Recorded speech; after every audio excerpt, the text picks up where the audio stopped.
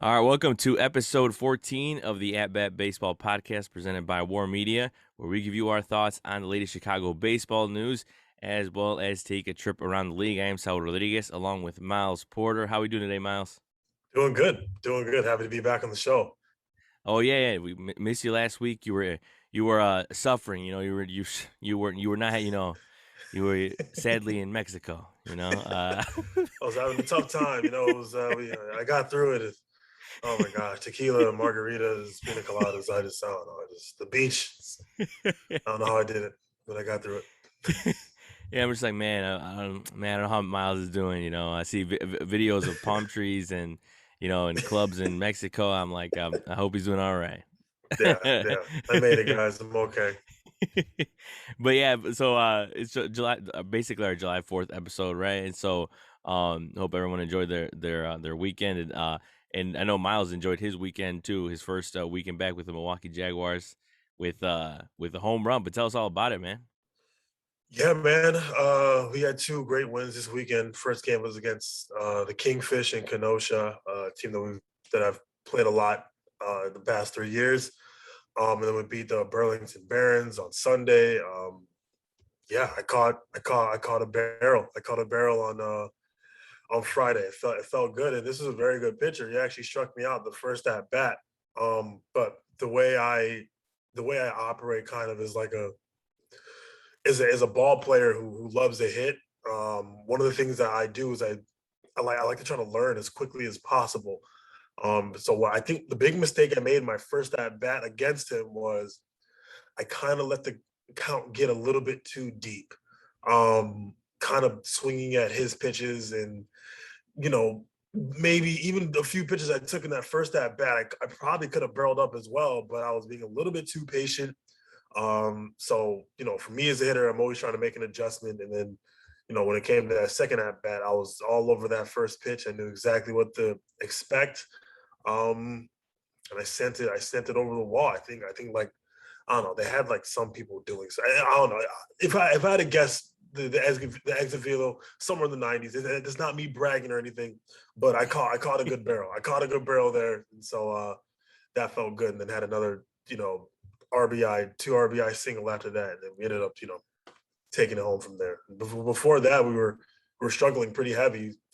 Struck us out like 8 times before that, and we were really having a tough time. And then it is all it takes is one. All it takes is one, and I'm hopefully I got us going that day. It looks like I was one of the reasons, but offensively after that we broke out, so it was pretty awesome.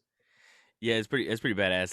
Like when that happens, like when your team is and I feel like we see that a lot in I mean it happens in baseball all the time, but in specifically like in the playoffs, I feel like that always happens where like an ace is going off and just Yeah, striking out so many dudes, and then it literally just takes like a base hit and then like a boop and a blast, like they say, and then exactly. Yeah, boom.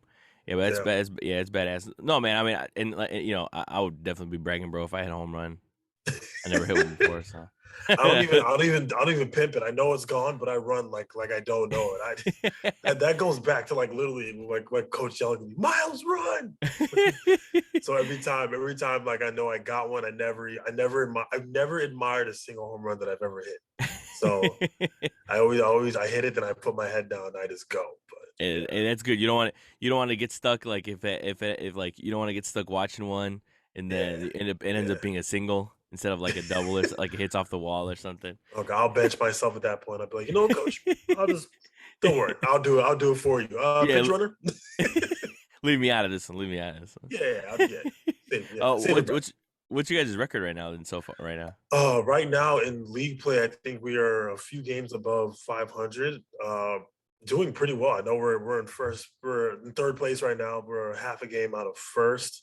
Tied with the team above us in second. They're doing good. We're at the halfway point, kind of. Our season ends late August. Is a very long season, but I got no problem with that.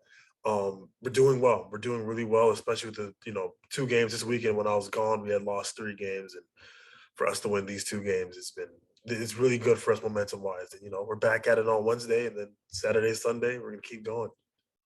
Hell yeah! Let's go, Milwaukee Jaguars. Keep it going. Yeah. All right. All right. We'll shift over now to Chicago baseball. Now we'll start off with the White Sox. Plenty to talk about there. Yep. For their week, they're 38-40.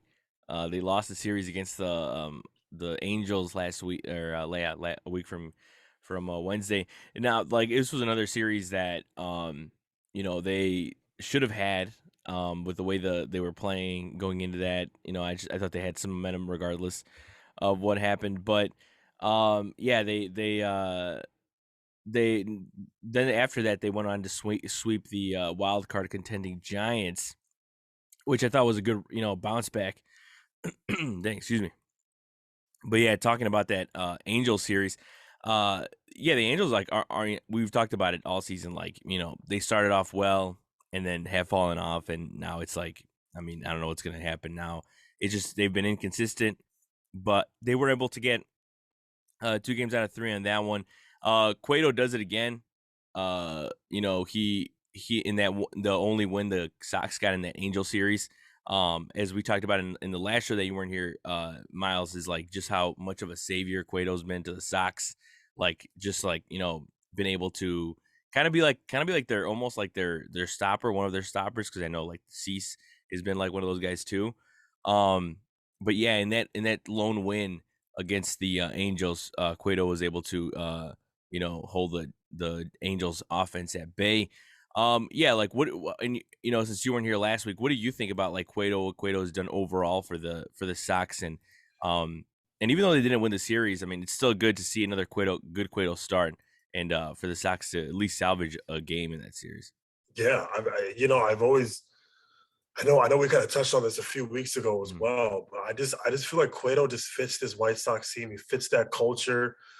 He really brings the energy, and I think in his own way, he's kind of been a leader. He's kind of been a leader for this team. And when he's going out there, when he's pitching, he's pitching his butt off. He's pitching his heart out. Um, and clearly he's very, very comfortable in a White Sox uniform, which I think is great. I think it's great for the White Sox. I think it's something that they really need. He has been a savior for them. He has been. I don't know if certain leadership within this organization has been very helpful the past couple of months. But for him to be brought to this ball club and really take advantage of this opportunity in the later half, the back end of his career, to have the success he has, speaks volumes of the kind of person he is. So he's very fitting, extremely fitting for this White Sox ball club, and you can tell he's just very comfortable, like I said earlier. And it's kind of been a perfect storm. So I could not be more happy that Cueto's on the White Sox, and the success that he's been having, I hope he continues to have it because the White Sox absolutely need him. Yeah, exactly, and like that's one of the things also we touched on last week is the fact that how he looks in a healthy White Sox rotation, because I think it's Yeah, key. I think it's important to look at yeah, that once everyone is like fully and they're basically there. I mean, they're getting there. They got Lance Lynn, who looked really good in his start against the Giants. yeah. Um, but yeah, so then in that third game of the series, the rubber match. It was Otani versus Kopech, so it was a really good matchup. But Otani, who's just man, he's been killing it the past couple months. My In April, he goodness. didn't look like himself, but in these last couple months, he has been on a tear on both the mound and at the plate. So he looks like he's trying to get his second straight MVP. So the Sox lose that series after Otani K's 11. They go over to San Francisco, and this was an interesting series going into this one. I mean, I really wanted to see how the Sox fared against this Giants team, who they're not as good as last year, but they're still a team that's contending for a wild card spot in the National League. So I was gonna see, I was really interested in seeing how the Sox were able to adapt to playing in San Francisco, because they barely play there. And they did that and more, because they swept the Giants 3 games to nothing. And in game one, it was that start I said before, that Lance Lynn had his first great start, 6 shutout innings, and he outdueled Alex Cobb. They both had like 5 shutout innings, and Larry Garcia had that game-winning RBI hit in the ninth inning. Then in game two, Dylan Cease gave up a run in 5 innings. which was actually the amount of earned runs he gave up in June combined. So he and the Sox win 5-3. Gavin Sheets drove in 2 runs, and he's been good too coming back. I mean, when they sent him down to AAA, I'm sure that was a tough blow for him, but I mean, he'd been struggling, so it's good to see him come back. He's boosted his OPS 50 points since coming back in late June. Then on Sunday, the Sox completed the sweep with a blowout 13-4 win. Giolito looked more like himself. He went 6 innings, allowing 1 run and striking out 7. Sox had 17 hits. 6 of those were split amongst the aforementioned Larry Garcia and catcher Sevi Zavala. Robert Abreu, Harrison, and Vaughn each had 2 hits. So everyone had a hit. I'm surprised LaRussa didn't have a hit in that one. White Sox now come home to start a 15 straight or a stretch of 15 straight against AL Central foes. Before we get into that one, because that's going to be interesting, the Sox, the way they looked against the Giants, against Yerman Mercedes and the Giants. What did you think about that, and what does it mean, I guess, for the momentum, at least going into this week? I know they've already played the first game against the Twins on Yep. Monday, and Yep. they lost in extra innings. We'll talk about that for sure. But like, Yes, we will. what do you think about the Sox and them taking down the Giants? That's big. It just shows it just really shows how good this team is when when they're clicking on all cylinders.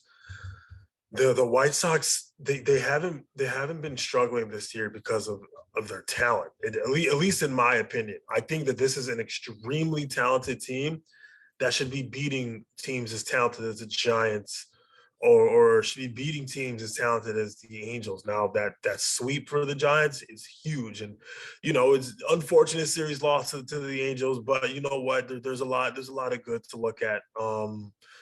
I think with the White Sox, I really have always hoped that this, looking at them play the season, that they kind of realize more and more how good they are, because I don't think they've been playing up to how talented they are. And in my humble opinion, I believe the White Sox should be in first place right now. There should be one of the best teams in the American League. So coming off of beating in my opinion, a very talented Giants ball club that is also in a very very competitive division, as we all know. Um, that says enough. That says enough, and then for them to blow them out, it's just like you gotta love seeing everything click on all cylinders, and it- I am hoping for the White Sox that with more of the big games, more of the harder teams that are coming up, keep that same approach, that you had against the Giants in that series. Uh, not easy playing that team. There's many moving parts when it comes to the Giants. But for the White Sox to sweep them, and to not just sweep them but kind of blow them out the water, I think that says enough. This is what the White Sox should be doing. Almost every single series, and you're not going to win every single game, but the White Sox are a very very talented ball club that just haven't played up to their talent this year. So I think for White Sox fans who are a little bit distraught about everything going on, look at series like that and know that your team is more than capable of taking down pretty much any team. So I'm hoping they build off of that momentum. I know the game after was a little bit different, but it's just one game after that. So I still have a lot of confidence in the White Sox, especially after big series wins like that. So yeah. Yeah, and even playing off that, I mean that, like, what's upcoming for the Sox is literally a gauntlet of like AL Central games. Like they got 2 more against the Twins, 4 against the Tigers, 4 against Cleveland, then 4 against Minnesota to end the first half. Like this upcoming stretch, That's a tough stretch. it's That's yeah, that yeah. is I know it's just the first half, but we're getting close to the second half. We're just as close to the second half. yeah. Like is it too far? Is it too still? I mean, I don't know if it's like necessarily too early, but is it too soon to like just be like, is this a make or break part of the Sox season? Oh no, not at all. I think a lot of this, these games coming up, it is kind of gonna, define them a little bit going forward. This is your division. These are games you have to win. There is no other way around it. Um, like I said, they're more than capable of doing it. They're more than talented enough of beating these teams.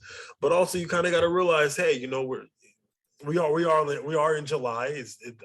As we're recording this is July 5th. The All-Star game is on the 19th. It's in a couple of weeks from today. So there has to start to be somewhat of a sense of urgency. Like, okay, hey, let's turn this thing on. Let's turn it on. Let's start to get this momentum going a little bit more. Let's take care of business against our division, because that is what they can control. They can control, how they play. They can control their effort. They can control all that.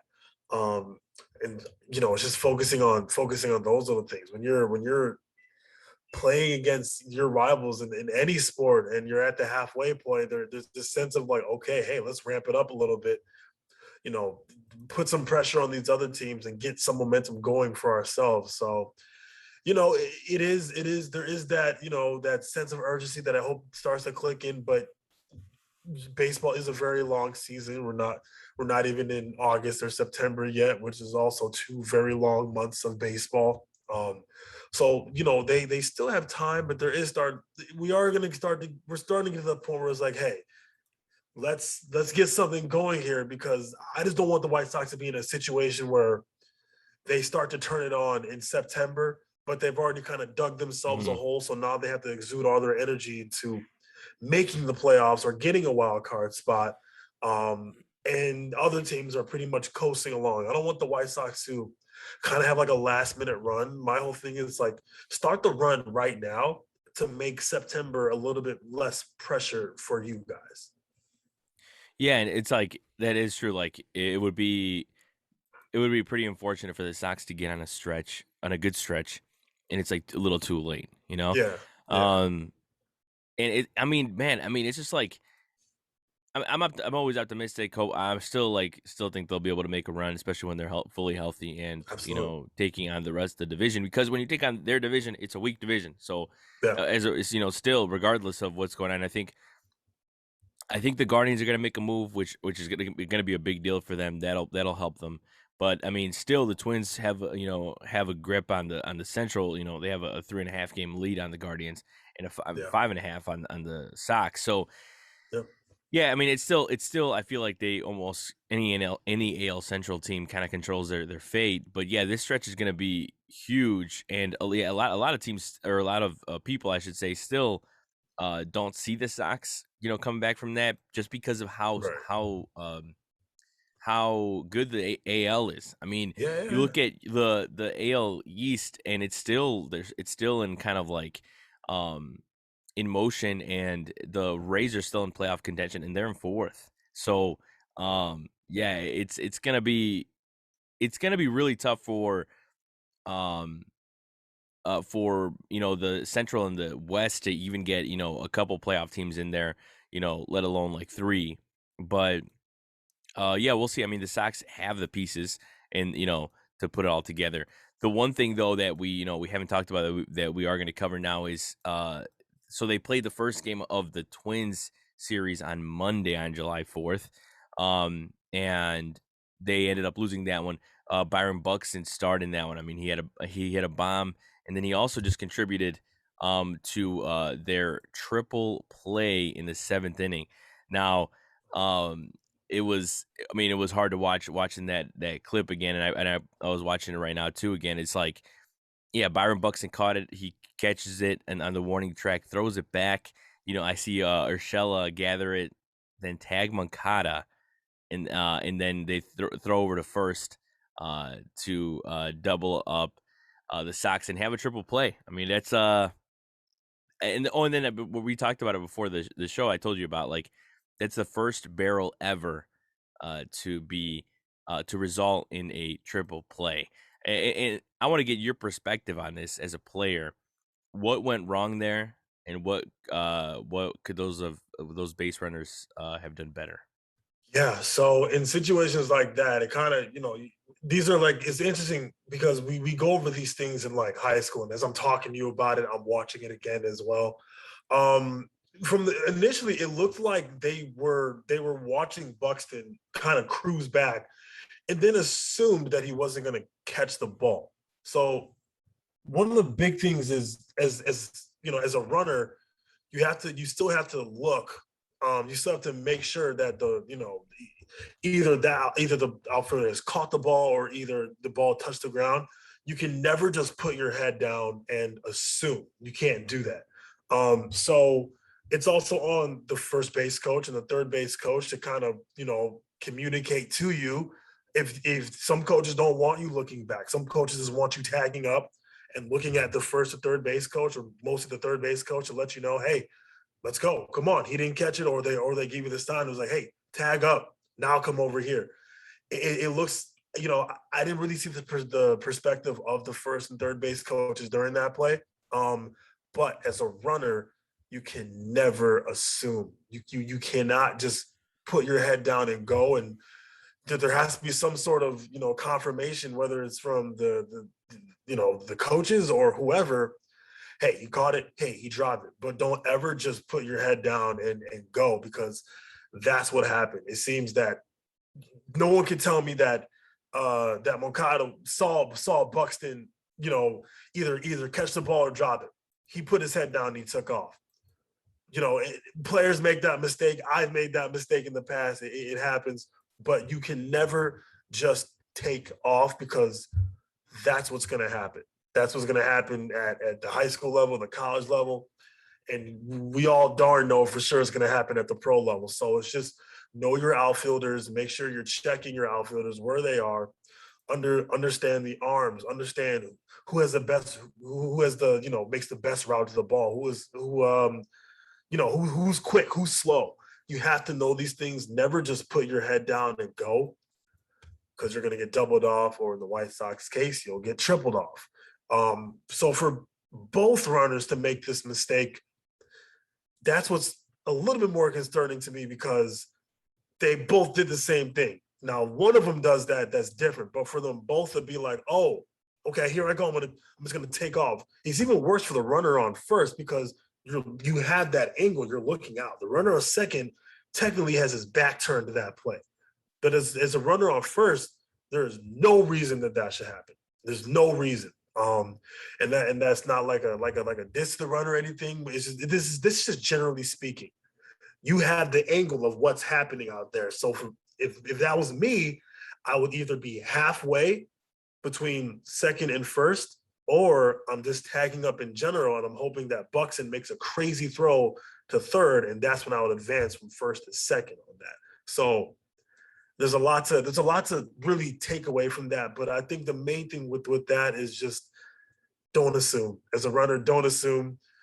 First and third base coach, you got to be better at communicating some of these things to them.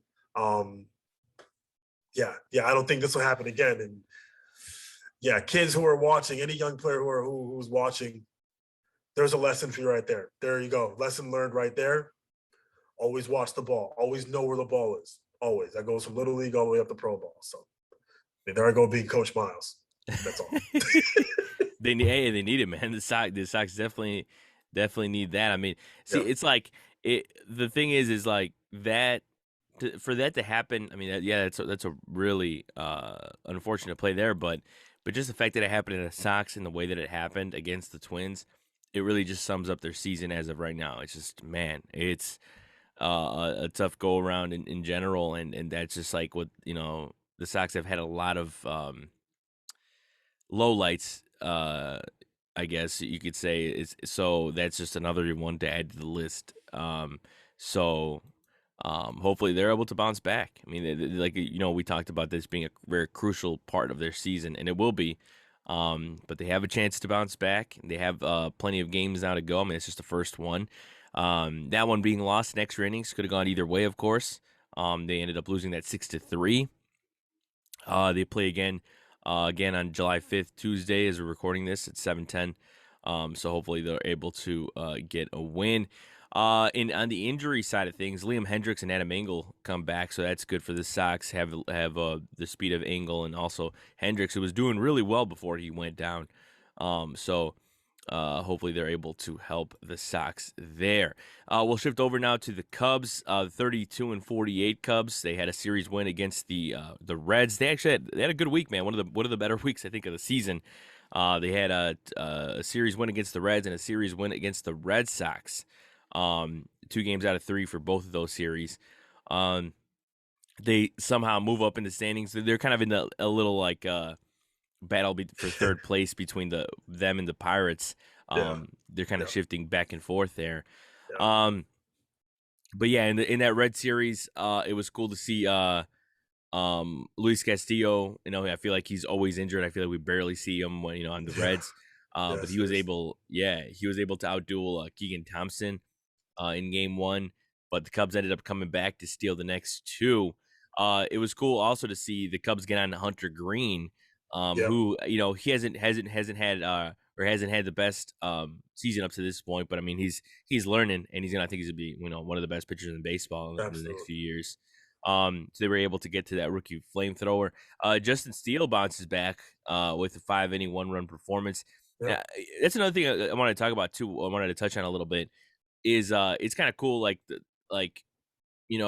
when you're able to bounce back, and it kind of plays into like what you said with with the home run, like the fact that like you kind of like uh after striking out you were able to bounce back, like for a pitcher I'm sure it's different, Yeah.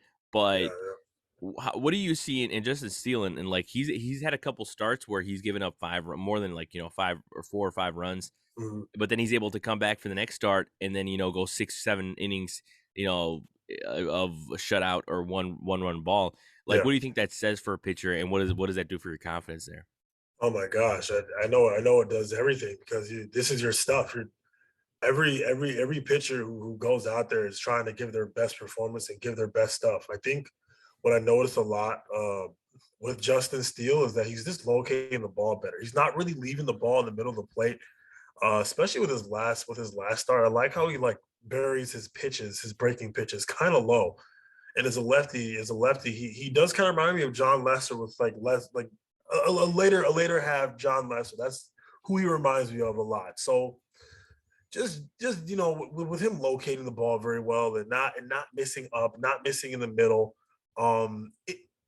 he should be having success every single start because he has really good stuff. So that's really good for him. And I just want to see him continue to build off that. I think it's great. And speaking of Lester, for John Lester to speak with him, I think that has had a very big impact because I think he's been very solid since one or two starts here or there that is, has been a little bit rocky for him. But I'm noticing there's some similarities going on. So that conversation must have done a lot for him. So, I like how he works up and down and the Bears is breaking pitches low. I think it's good for him. And I think, if he continues to do that, there's some great success ahead of him. So yeah.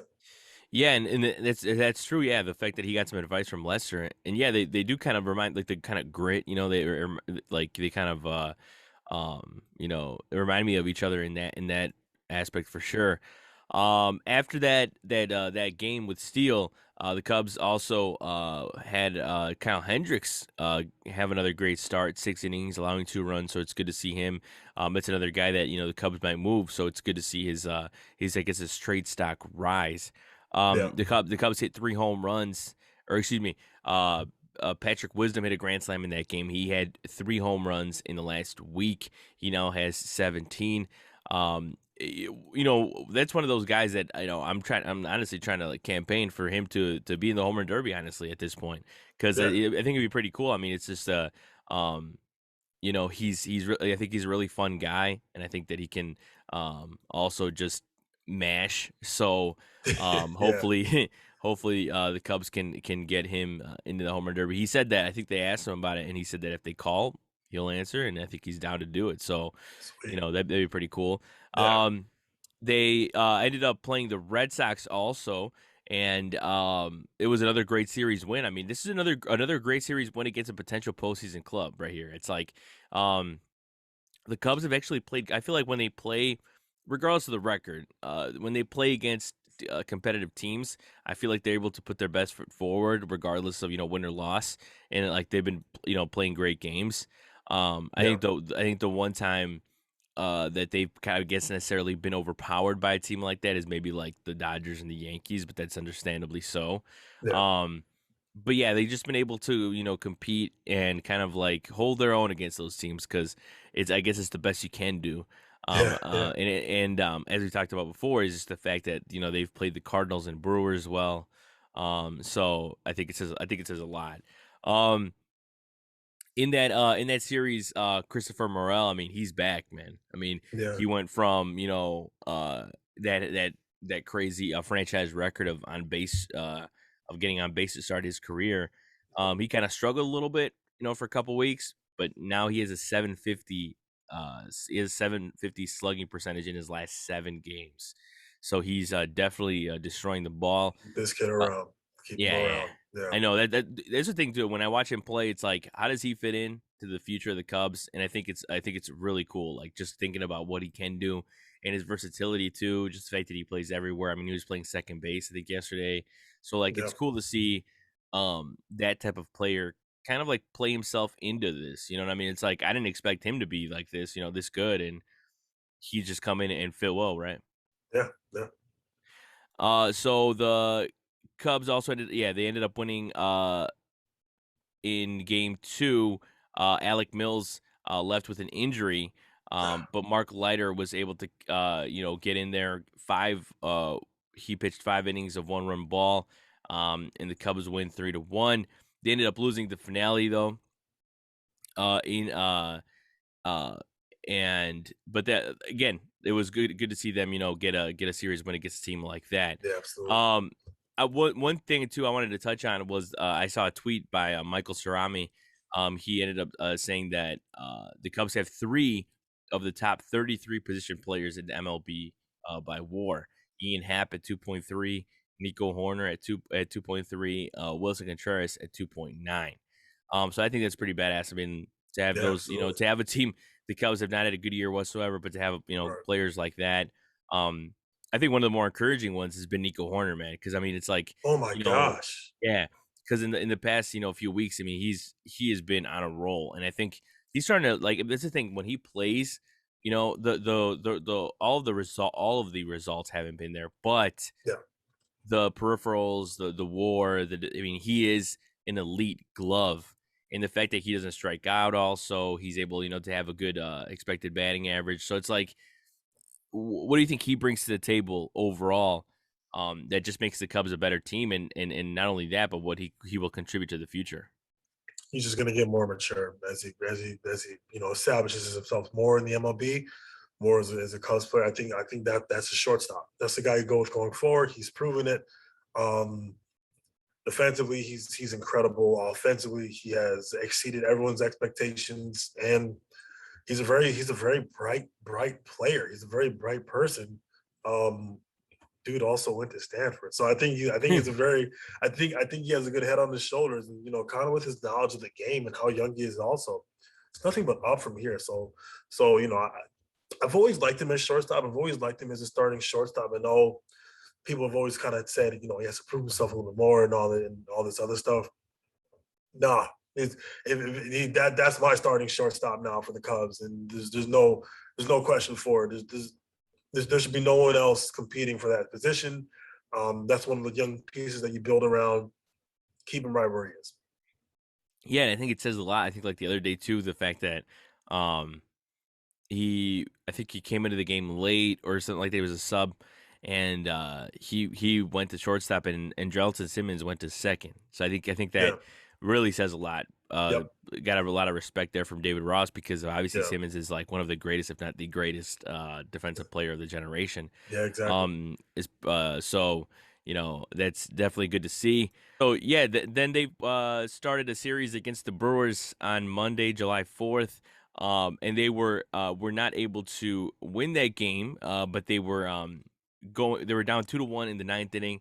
Seiya Suzuki, or excuse me, it was tied 1-1. Seiya Suzuki ended up hitting a go ahead inside the park home run off of Josh hater, which was awesome to see. What do you see? What did you see from that play, and just how good is it to see Seiya Suzuki back on the field for the Cubs?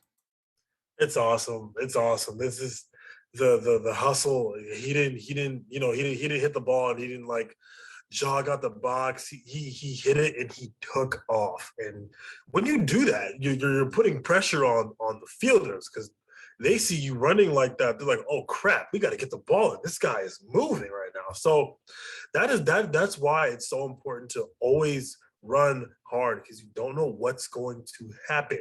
So I think that is I loved it. I loved every second of it. My coach was at the game yesterday, and he was talking about it as well. So it's just cool. It's a cool baseball moment. That's a fun baseball moment. It'd be awesome if like more players were hustling like that, but I know it is a very long season, so to always ask that of players, it is a bit much, but it would be nice to see it a little bit more. So that's just a great baseball moment. I hope so many kids were watching that. Just hustle out the box, and you never know what's going to happen. It was just awesome. It was awesome. It's so great to have him back.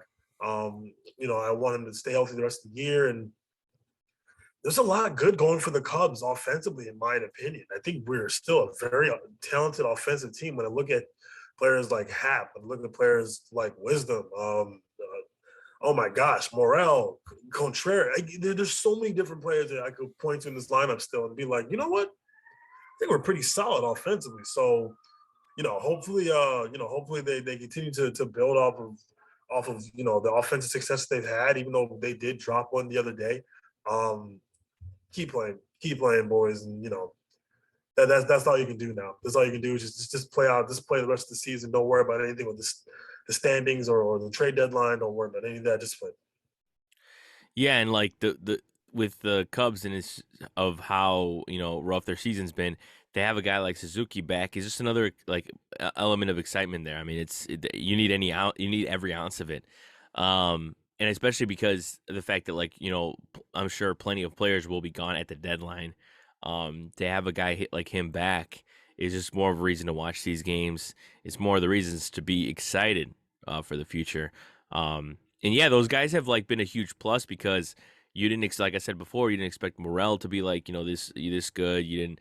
I mean, Nelson Velasquez too has also been pretty good to pretty impressive to watch. I mean, that his first home run in Milwaukee. Um, these guys under the radar. I mean, Steele, Thompson. These guys are kind of like making a name for themselves on the team, and kind of like letting the organization know that there's more than Brendan Davis is in there, and Pete Crow Armstrongs. There's other guys that'll be part of that next great Cubs team. So hopefully these guys keep it going. They have two more against the Brewers, and then a 4-game series at the Dodgers, which I'm excited for because hey, anytime you get to play against one of the best teams in baseball, like I said before, it's good to see the Cubs play competitive games against those teams. So hopefully they're able to come out on top. We'll move on to another. We'll wrap up, I should say, with an MLB topic or rest of the league topic. Now, Rob Manfred, of course, was was in the headlines as he was he was interviewed, and they talked a lot about his opinion on baseball, et cetera, et cetera. Yeah. But the main thing that I want to touch on is the MLB robo umps, and that he said that maybe by 2024, as soon as 2024, we'll be able to get it. Now, Miles, you've said this multiple times. You've expressed your distaste for umpires, but I'll give you the stage again. I mean, if I think this is a win for you, but like, what do you think about this in general? What's a robo umps like? What will that do for the game? And how do you think they'll implement it? Because I don't know. Like, that's the thing I want to know is like, he said in some form it'll be implemented in some form. So it doesn't sound like they'll eliminate like human umpires. Yeah. So yeah, what do you think about it, and how do you think it'll be implemented? I think so I've always had respect for umpires. I think over the past few seasons, I think there have been some very egregious calls with nothing being done about it. And it's frustrating to me as a fan, as a player, and as a player to watch. Um, I, I won't point to just the umpires. It has to be on the union as well for them to kind of hold these guys more accountable for not doing their job well, and then not allowing players to express certain frustration or managers to express certain frustrations. This is something that I think would be helpful. Now, how they're going to do it, I have no idea. I don't think eliminating the umpires out of the game fully is good. I think it's good to still have the umpires in the game and have some sort of human element. Now, comes to maybe pitches that were wrong, that were called the wrong way, maybe there could be some sort of correction there. It doesn't have to be like a full review. It does not. It could be some sort of, hey, can we have this looked at for like a couple of seconds because we think you got that call wrong, and then they look at some sort of monitor. That ball was actually a strike. Okay, cool. Move on. It doesn't have to be some drawn out review where they announce it to the crowd. They don't need to do that, especially if we're trying to speed up the pace of the game. There's many different ways that they're gonna still, have the human element of the umpires in the game. I'm not against some sort of help that these umpires need, because clearly they cannot do their job very well sometimes. Not all of them. This is not every single umpire, but there's a few umpires that we all know pretty well that are not good at what they do, and it's not their fault. They're not being held accountable for it. They can kind of go out there and perform at like a 60% level and still get paid the next day and do it not only for one season, but they'll be able to do it for like a decade of their job or more. There has to be some sort of implementation of help that these umpires need, because clearly they don't care. They don't care. They some of these umpires continue to be bad, and it's kind of unfair. Not kind of. It is very unfair to the players who are going out there, and they are held accountable for whether they perform well or not. These umpires, they can be terrible for a season. If a player is bad, he gets down, he gets released from a team. It's different.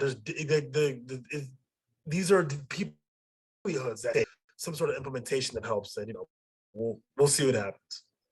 All right, so yeah, I mean, yeah, I 100% agree. I mean, the umpires, I mean, they're just not held accountable enough, and a lot of them just kind of go off on these players too, and not only that, but I don't know if you heard, but um, Will Middlebrooks has a podcast, and he went off on the umpires, and he like I think it was Laz Diaz who I'm not sure is he still in the league? Let's see.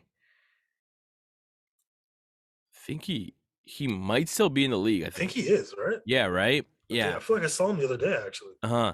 And he replied to Will Middlebrooks like a clip of him talking about umpires.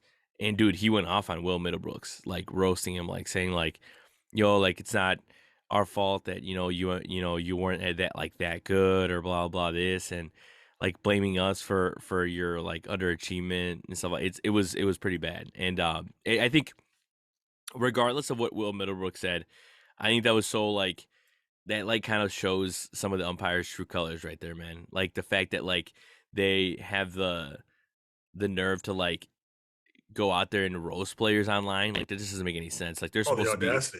yeah, they're supposed to be above that. You know what I mean? Last Like the Diaz play, has had some pretty ugly moments too. yeah, yeah, yeah. So that was that was I mean I don't know. I mean the players have every right to judge the umpires because it's their job to get it Every single right. right. Yeah, yeah, Yeah, yeah. And for an umpire to judge like a player's skills, I think is just unfair. Like you know what I mean? And like bro. not only that, but Will Middlebrooks like just ended up like replying like not even like in a bad way either. He was kind of like saying like, oh, like I had a bunch of injuries. Like I'm not nowhere am I gonna blame anyone for my misfortune of like what happened. So Way yeah, to take that the high was ground. Good job. exactly like it was Yeah, yeah take the high yeah road. because it Yeah, could have gotten even worse. So yeah. but yeah, that just I mean that made me even more happy that we're getting like some kind of robo ump implementation because it needs to be done, man. I mean, it's the Yeah, yeah, accountability, it has to be. the It has to be. yeah, and for the sake of the game, you hate for a postseason game to be determined by a really really bad call. Mhm. So, yeah, we'll see. I mean, it's going to be something really really fascinating to watch. And hopefully Manfred is able to do something right in that aspect, right? Because he can only go up from here. All right, so I think that'll do it for episode 14 of the At Bat Baseball podcast presented by War Media. We wish everyone happy 4th of July for the rest of the week. Enjoy your Stay week. safe. Stay Yeah, stay safe, safe, please. of course. And for Saul Rodriguez, that's Miles Porter. See you next week.